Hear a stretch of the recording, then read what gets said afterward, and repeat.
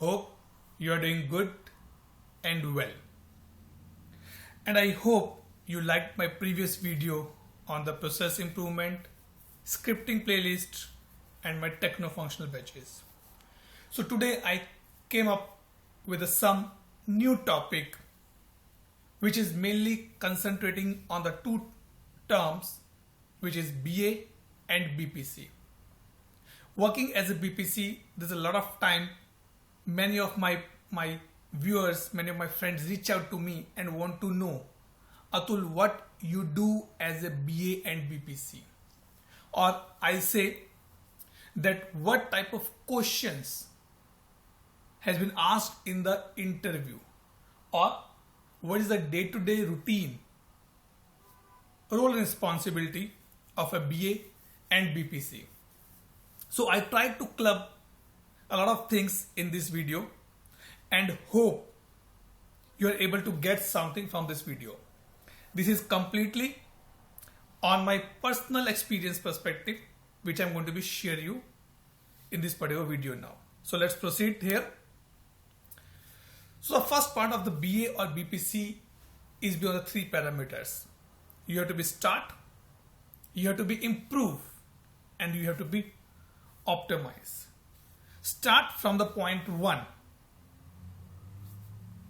Then improve the processes, improve the system, and at last do the optimization part. Generally, when I had a discussion with a number of people, I said, okay, you're working as a BA, what you do? People say, I'm getting the requirement, or requirement gathering is my work. No, this is a very small part of a BA. I asked my friends what to do as a BPC. Atul, we get the requirements. Again, it is a small part of the BPC role. So according to me, as my personal experience says here, we start from the point 0 and we improve, and finally we optimize it.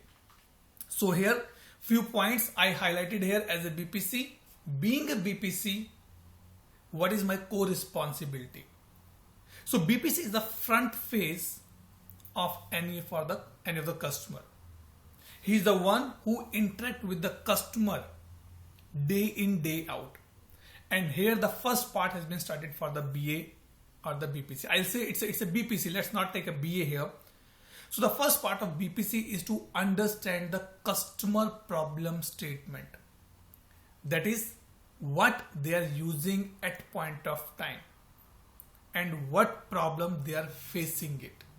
Why they want to become into the service now, why they want to be use some other tool which they're using, which they're not using at point of time, or they're using the legacy system. To do that part, to understand the customer as his process, as a BA, we follow few of the techniques. Number 1, I can say we go for the document analysis. We ask the customer about the documentation. Give me some documentation, I will read that part, which give me idea that what has been built up till now, how has been built up till now. Other way, we go for the observation.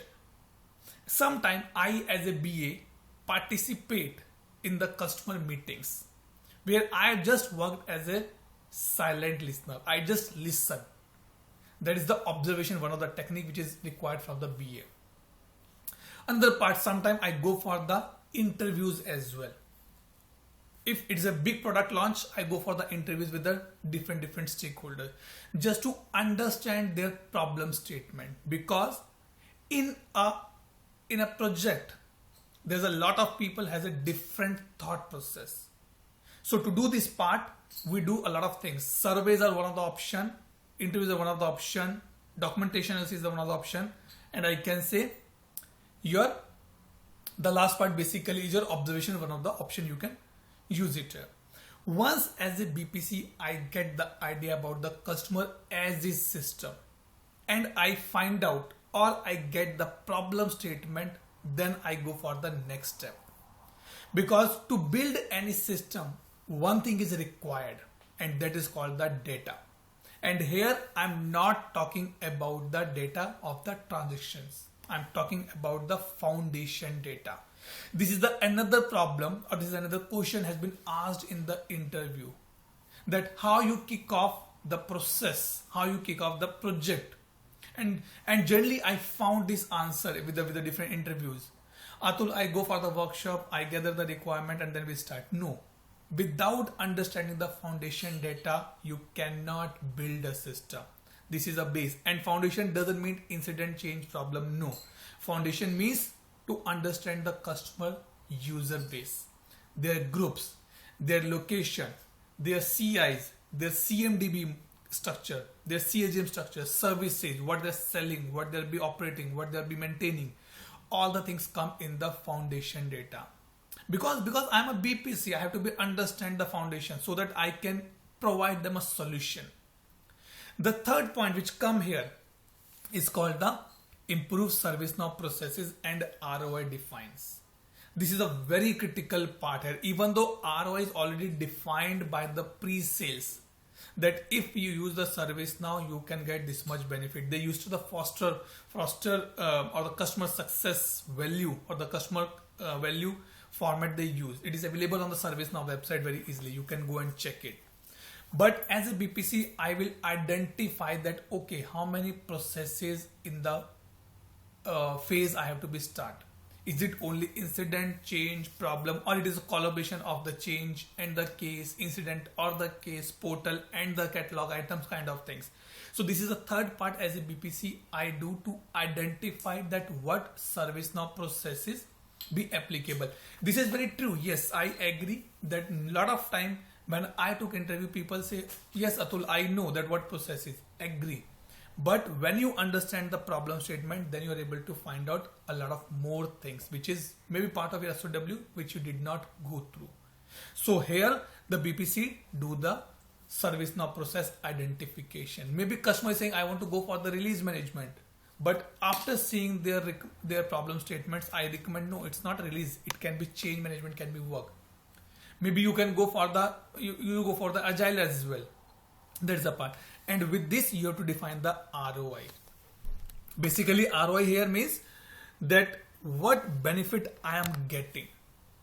It is already defined. It is already discussed during the pre-sales. But now it is becoming on the specific module level. So being a BPC, sometimes I worked on the ROI format as well. That I tell to customer, if you start using ServiceNow, you can save approximately 3 hours per week on your CAP meetings. You can reduce this much percentage of changes which are failed in your structure as a system. So these kind of ROI. So ROI can be quantitative, ROI can be qualitative, ROI can be process improvement, ROI can be process enhancements, ROI can be effort savings. Anything can become in the ROI. Maybe process documentation update as well is a ROI format point of time. Then the fourth step, when I get all these things, then the fourth step, I go for the requirement gathering workshop. Because now the question comes, Atul, we got the requirement here. No. Here we did not discuss about the requirement. Here we discuss about the problem statement. Let's discuss, say, okay, what you are facing. Maybe customers say, my changes are getting failed. That is a problem statement. It doesn't mean that you get the requirement that you have to fix that failed changes process. No. It means you have to get the requirement that why your changes are getting failed at point of time. What system, what mechanism, what method you are using it. And to do this part, as a BA and the BPC role collectively work on the requirement gathering workshop. Workshop is the very, very, very basic and commonly used way to gather the requirement. It can be online, it can be offline, it can be on any method, it can be offsite, on-site, anything can be there.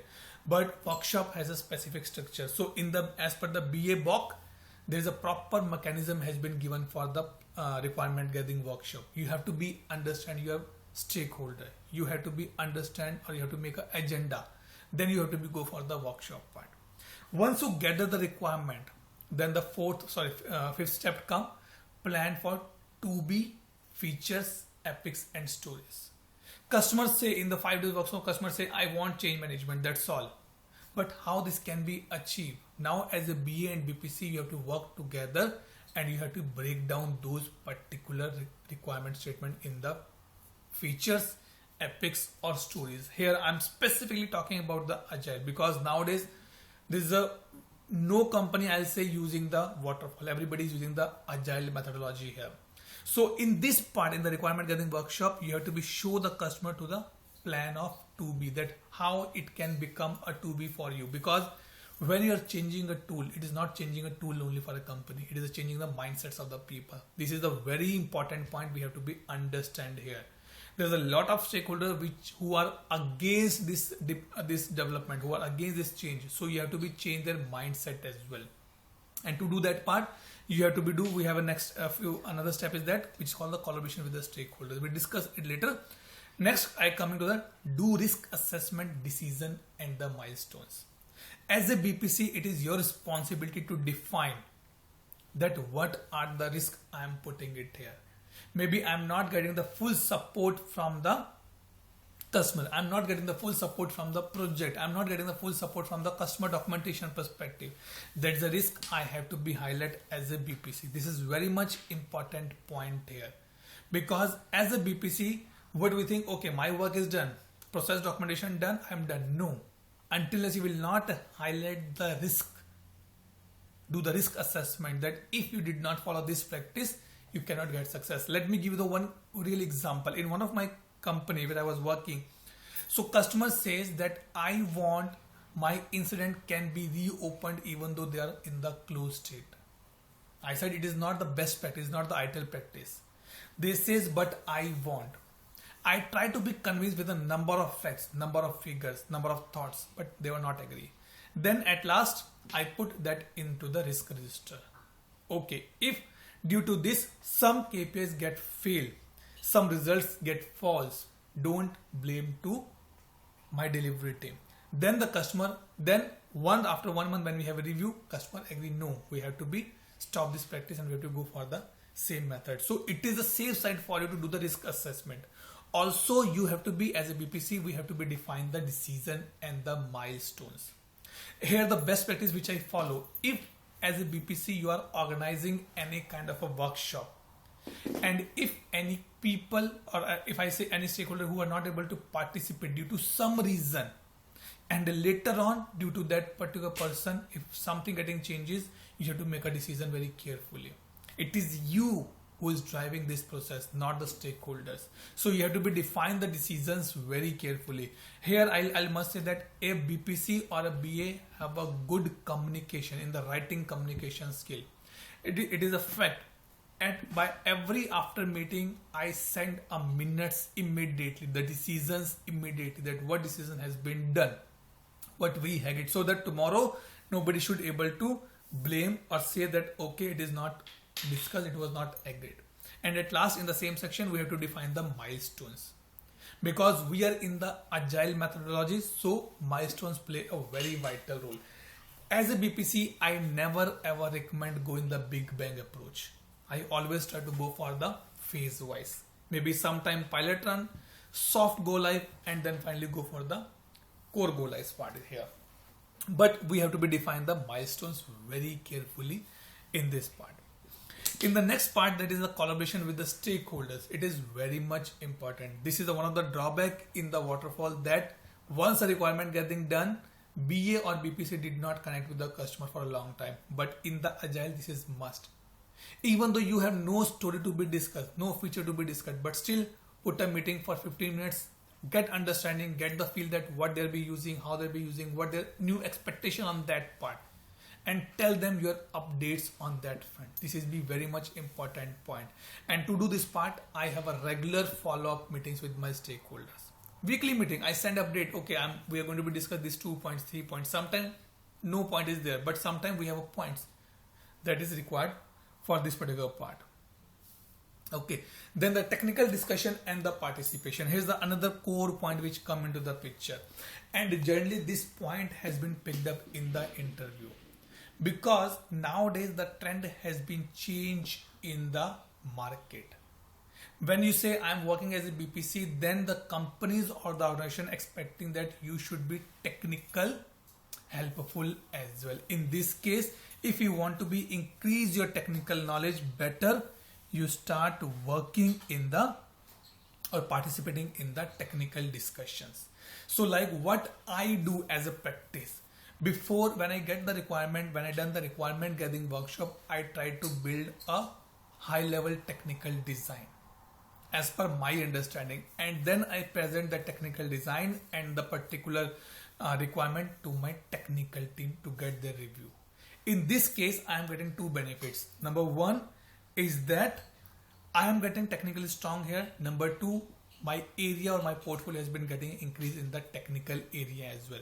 I try to in the next point we are going to be discuss specifically. Sometimes I do go for the low level designs as well, technical low level design, because as a BA or the BPC, I done the process documentation. I prepare the process flows. I use the different tools. I write the responsibilities. I get the RACs and all the things, process flows, all the things I do.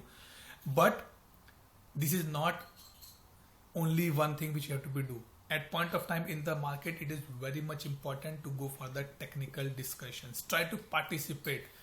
I personally follow this fundamental. If I'm getting or not, but I participate in the technical discussions. Maybe one meeting I did not get, second meeting I did not get, but the third meeting I start getting the things in my mind. And that is much important here. The second last point, which is we say here that build POC reports automation sample specifically. This is another point which I saw trending in the market at point of time. During some of the interviews which I appeared in the last 3 to 4 years before approximately, it has been asked, do you know the building the scripts, or do you know doing some POCs? That time I said no, because I was not as much technical strong. But now I can say yes. The small POCs like workflow, automation, catalog guidelines, kind of automation tasks, remediations kind of things, I start working on the POCs. Don't wait for the development team to build a report for you. Maybe it kind of a PA report, it can be a dashboard, it can be report and anything. So try to be involved in that area as well. That is very much important point here. Okay. And also one more thing very much important here is that as a BPC, instead of going for the customization, we have to be think for the out of the box as much as we can do. And in this area, I specifically say there's a lot of modules available in ServiceNow which we are not using it. I give you the few examples where customer has a demand, or maybe customer don't have a demand, but you see there's a use cases there. So like visual task force is one of the good examples. Spotlight ranking is another example. Process optimization, other example.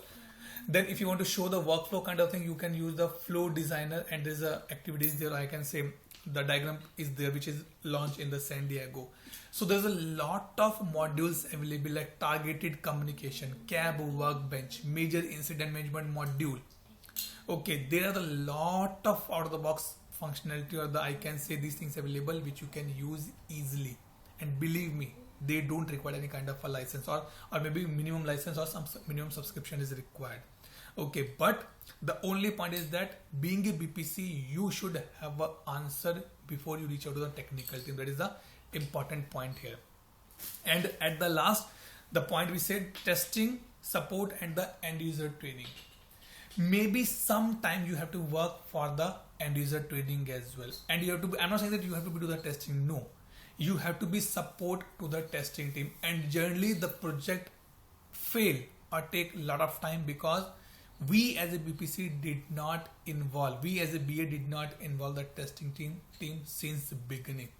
And at the last, it become a problem for the testing team to understand the requirement and build the test cases. So it is strongly recommendation, as soon as you kick off your process, start involving your testing team so that they also get the understanding and they start building on the test cases. And also don't forget the importance of the end user training. That is also important to provide that part.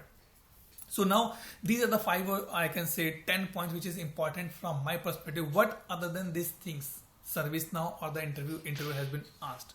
Number one, you should know the ServiceNow process. Let me put one thing here, that when I started my journey in 2014 in ServiceNow, it was told that if you know ServiceNow little bit, you are ServiceNow expert. And it was known ServiceNow as a ticketing tool only. But now this is not the case.